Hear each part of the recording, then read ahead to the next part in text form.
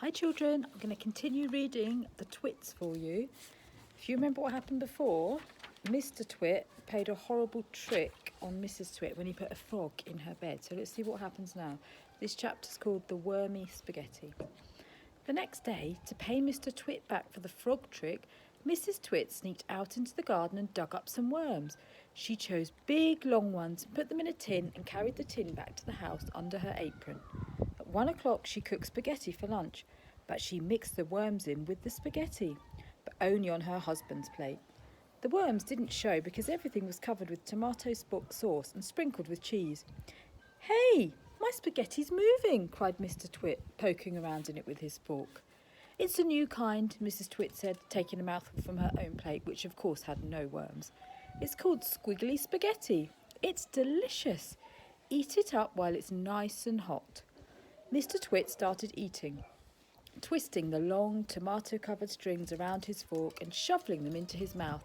Soon there was tomato sauce all over his hairy chin. "It's not as good as the ordinary kind," he said, talking with his mouth full. "It's too squishy." "I find it very tasty," Mrs. Twit said. She was watching him from the other end of the table. It gave her great pleasure to watch him eating worms. "I find it rather bitter," Mr. Twit said. "It's got a distinctly bitter flavour. Buy the other kind next time." So here's a picture of Mr. and Mrs. Twit eating their spaghetti. And here's Mr. Twit. Oh, here at the bottom. Mrs. Twit waited until Mr. Twit had eaten the whole plateful. Then she said, "You want to know why your spaghetti was squishy?" Mr. Twit wiped the tomato sauce from his beard with a corner of the tablecloth. "Why?" he said. "And why it had a nasty bitter taste?" "Why?" he said. "Because it was worms!" cried Mrs. Twit, clapping her hands and stamping her feet on the floor and rocking with horrible laughter. There she is, doing that. So now the next chapter is the funny walking stick. So I think Mr. Twit may be playing another trick on Mrs. Twit. To pay Mrs. Twit back for the worms in his spaghetti, Mr. Twit thought up a really clever, nasty trick. One night when the old woman was asleep, he crept out of bed and took her walking stick downstairs to his work shed. There he stuck a tiny round piece of wood, no thicker than a penny, onto the bottom of the stick. This made the stick longer, but the difference was so small, the next morning Mrs. Twit didn't notice it. The following night, Mr. Twit stuck on another tiny bit of wood. Every night he crept downstairs and added an extra tiny thickness of wood to the end of the walking stick. He did it very neatly, so that the extra bits looked like a part of the old stick. Gradually, but oh so gradually, Mrs. Twit's walking stick was getting longer and longer. Now, when something is growing very slowly, it's almost impossible to notice it happening. You yourself, for example, are actually growing taller every day that goes by, but you wouldn't think it, would you?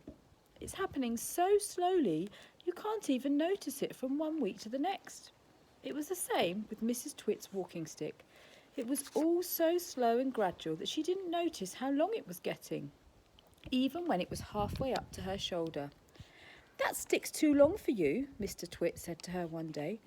"Why, so it is," Mrs. Twit said, looking at the stick. "I've had a feeling there was something wrong, but I couldn't for the life of me think what it was."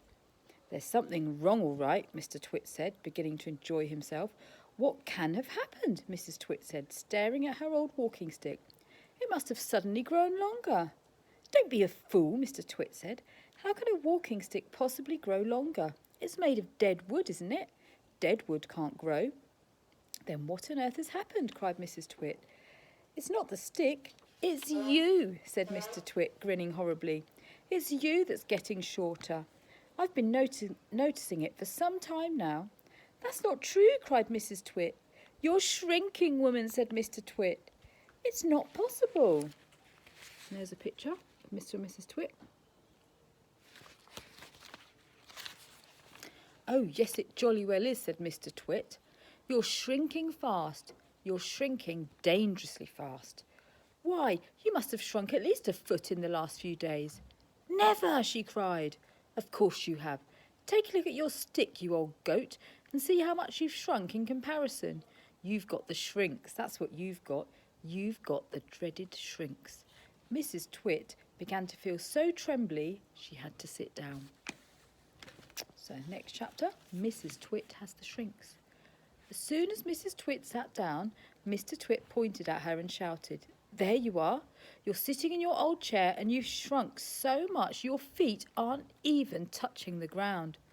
Mrs. Twit looked down at her feet and by golly, the man was right.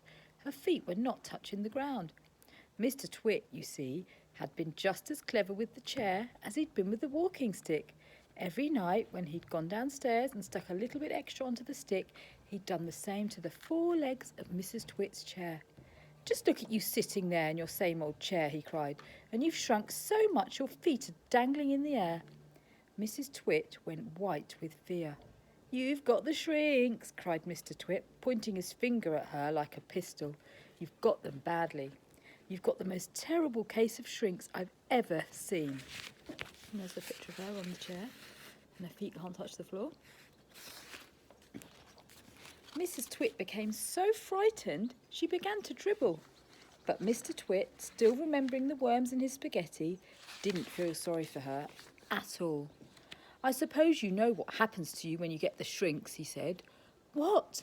gasped Mrs. Twit. "What happens?" "Your head shrinks into your neck, and your neck shrinks into your body, and your legs shrink into your feet, and in the end there's nothing left except a pair of shoes and a bundle of old clothes." "I can't bear it," cried Mrs. Twit. "It's a terrible disease," said Mr. Twit, "the worst in the world." "How long have I got?" cried Mrs. Twit. "How long before I finish up as a bundle of old clothes and a pair of shoes?" Mr. Twit put on a very solemn face. "At the rate you're going," he said, shaking his head sadly, "I'd say not more than 10 or 11 days. "But isn't there anything we can do?" cried Mrs. Twit. "There's only one cure for the shrinks," said Mr. Twit. "Tell me," she cried. "Oh, tell me quickly." "We'll have to hurry," said Mr. Twit. "I'm ready. I'll hurry. I'll do anything you say," cried Mrs. Twit. "You won't last long if you don't," said Mr. Twit, giving her another grisly grin. "What is it I must do?" cried Mrs. Twit, clutching her cheeks. "You've got to be stretched," said Mr. Twit. Okay, I'll read you the next chapter tomorrow. Bye.